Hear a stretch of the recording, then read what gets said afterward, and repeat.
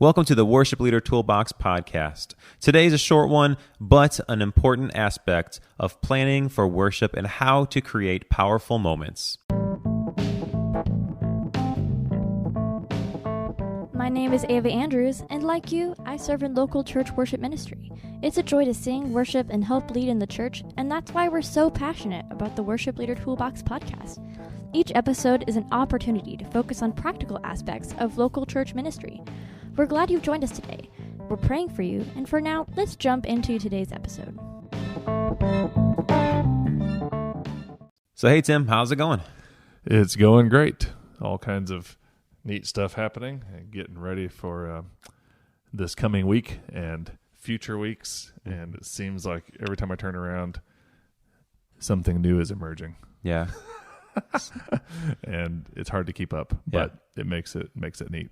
As much fun stuff as there is, there's a challenge at every turn. What has been your favorite worship song to play recently? Favorite worship song to play recently? There's probably two of them. One is Great Things. Is that Phil Wickham that does that one? I don't even know. And the other one, I don't actually usually sing it, but we did it Sunday, and it's King of Kings. Oh, yeah. And that's another great one just to worship to and listen to. That is a good one. So, well, hey, let's jump into the podcast. And, when we experience something new, our brains are working hard to process all the new data and all the information. When we know what to expect and we've already experienced it, our minds don't have to work as hard because we've already predicted what will most likely happen. And we have a script about how things are going to go. Yeah, and that's huge for worship ministry because for the most part, people get into their rhythm. It's just a worship order. And in one sense, that tradition is comforting. In another sense, you know exactly what's going to happen, and it just doesn't inspire you to think differently. Yeah. And so if nothing else, with the just shift during the pandemic of all this online and schedule changes and this and that, people have had to stay on their toes. And that's been one part. Of course, it'd be better if we didn't have to deal with all that, but it has propelled us to fight this idea of the script. And really a bunch of this is from that we'll run through just three things today, but the Power of Moments is this book by Chip and Dan Heath from a couple of years back. And the implications of creating moments in worship and in church hospitality, just in general, are enormous. And a lot of it is because of this idea of breaking the script, like getting people out of the mindset of what they think is going to happen. And so I recommend this book. I'll put it in the show notes too, but recommend it to every worship leader and church hospitality team leader for sure. All right, so we have three different things we're going to talk about here, and the first one is called Break the Script. Yep, and we just mentioned this, that people know the typical routine, but it gets pretty deep. You're ingrained. It doesn't matter when you get to church. I mean, I always get there early, and I still pretty much park in the same spot, much like people coming, at 5 till worship time. But most people park in the same spot, walk through the same door, greet many of the same people, sing and sit same familiar ways, and listen to a pretty familiar person, and then head home. And so our minds can pretty much fill the gaps in really easily. And we've done that many Sundays before, and it's just the way it is. But if we bring about some creative worship planning that just, even if it's once a month or once every 4 or 5 weeks, we change the script a little bit. It can be as simple as, a different speaker, or worship music only, or testimonies, or a different order, just any little thing. Some of the stuff in this book about breaking the script was related to hospitality industry in hotels. And one little hotel they mentioned, I want to go out there one of these days and visit it if it's still around, but a little kind of rundown motel in Los Angeles, and it's consistently rated like number 1. Oh, wow. To stay at. And it's not like fancy, but they charge a ton of money to stay there because of the experience. And it's become kind of legendary. Oh, wow. That's cool. And so a couple things from this book that just to kind of inspire our thinking. One was they have a candy shop, snack shop, and you go in there and everything's free. Oh, nice. You can go shopping in there and pick out stuff, but it's all free. Oh, it's cool. Included in what you've already paid for.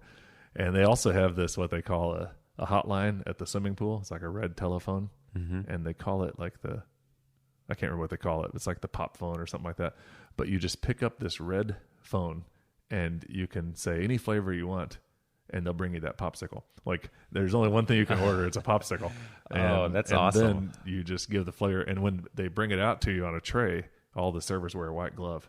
So you're sitting at this rundown pool and they just add this little element of like crazy, like over the top. Yeah. And so it just breaks the script of what you think of when you're at a motel staying there. Yeah. And it's just like risen this thing to the top of all these people wanting to stay at this crazy motel.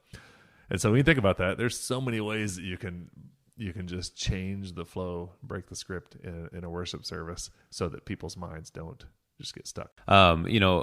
Just a real quick story that can actually fit. I just looked real quick, and it could fit in any of these bullets. But many moons ago, I was at a little country church, and they didn't have pews. They had like those movable cushion seats or whatever. And as the worship leader there at the time, I would get there, and I would change how the pews are. It would either be like two big columns, or they'd be like, 3 smaller columns going down. Or there was one Sunday where I kind of like stadium seated where it went like kind of like a U around the platform area. And it was always interesting when people would come and be like, oh, wait, they were like, where do I sit? Like, I think I sit here normally. It was always interesting. It definitely broke the script for them that morning, kept them on their toes. Yeah. I think it's one of the reasons we had to, move to outdoor worship for a chunk of last summer. Yeah. And I think one of the reasons that was like so well received, almost too much. It's like now I think they want us to do it every single all the time. But hey, the weather's getting there. Yeah, but that was just like a different sort of setup. You set up a tent, set up a sound system. Everybody shows up and they're like, "Oh, this is different. This is cool." So that's big. Yeah. All right. So break the script. That's number 1. Number 2, add a surprise. Yeah, and back to this book again, Power of Moments. This is all about creating a peak in the experience. And so this is why, some of the legendary daytime talk shows will have a video of somebody, and then they'll actually bring them out live. Or, some little thing that you just didn't quite expect. And it just kind of, creates a whole different feeling in the room and a whole different setting. Come across as gimmicky or anything like that, although even then we're just striving to lift up the name of the Lord. Yeah, I know a couple years ago for Palm Sunday we just had a couple donkeys that we basically rented from a farm and had them outside, and you get your picture with a donkey. I mean, that was like a surprise to people, like walking in and there's a donkey at church today. About 10 years ago now, right before we renovated our worship space in our lower level, it was Palm Sunday, and they were going to be ripping out the carpet like in a matter of a couple weeks, maybe 3 or 4 at that time. And so we decided we would bring in a donkey / small horse, I don't remember what it was, to actually parade through on Palm Sunday and through the Family Life Center. And everybody's like, oh yeah, go ahead, we're taking the carpet out anyway. And sure enough, the little horse decided to pause for a while, and they had to like pick it up and all that. But it did it have one of those baskets that are behind it, like in the parades? I don't really remember. I remember Joe Crodel was the guy that rode in on it, and that's a name from the past. Yeah. So I was just add a surprise, whatever that is, a little surprise that just kind of changes people's like flow, and it gives like a peak experience. And Disney type theme parks do this all the time. Like there's always some little thing that's just like, wow, I didn't expect that. Yeah, and it just changes. So, not that we're trying to make worship services like Disney. I don't ever like to try to do that, but you can learn a lot. Might as well learn all you can for the the greatest message. Yeah, so that's good. Yeah, I like that. I like the principles there. All right, so number 3, our last one, Tim. Yep, this is a simple one today, but doing something new. And none of these are like earth shattering. They do take some time because somebody's got to plan for it. But just the motivation to create moments. People are like walking out scratching their head just thinking, how in the world did they pull that off? And this last Sunday, instead of reading scripture, we actually had a couple of our church members do a newscast.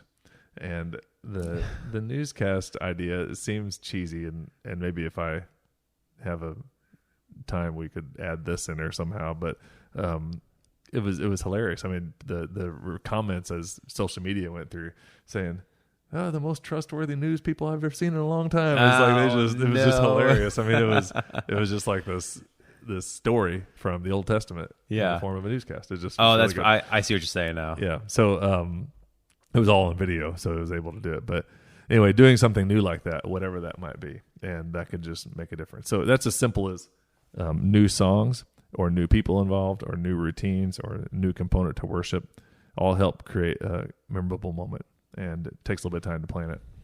I'm not sure what it'll look like for your church, but this is just the encouragement is that we do something new.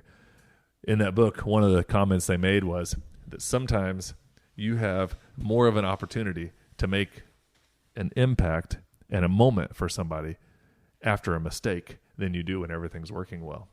Almost to the point that you wouldn't want to create a mistake, but that you would almost sort of have an opportunity to bend over backwards to make somebody's experience a little bit better because of something that they might have perceived to not be that great. So that's why when your food's late or something's cold or something's weird, they'll say it's on the house today. I mean, it's like they want to create that moment to say, come back. Yeah. I mean, like it's worth the risk. Yeah, it's worth the risk. Yeah, it's worth doing. So so those three things were just awesome reminders for worship leaders to break the script, to add a surprise, and to do something new. And I think that's good. That's awesome. It's a great book. Yeah. Well, this is a great reminder to help create times that people will remember and to help people worship with a new sense of expectation. And we hope that this has been helpful to you, and we encourage you to think of these things as you are planning for your worship each and every week. And we also want to invite you to help us share what's going on here on the Worship Leader Toolbox podcast.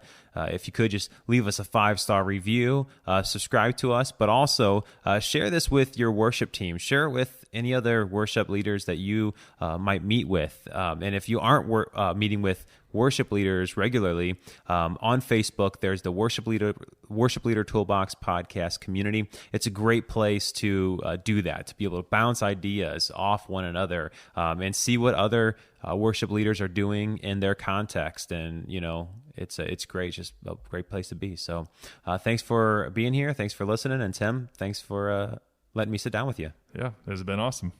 Appreciate it. All right, see you guys.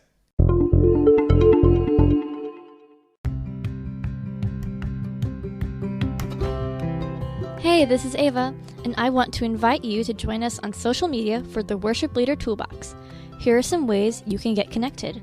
You can join the Facebook group, Worship Leader Toolbox Community. You can also like the Facebook page, Worship Leader Toolbox, and we are on Instagram and Twitter at Worship Leader TB. We'll see you there.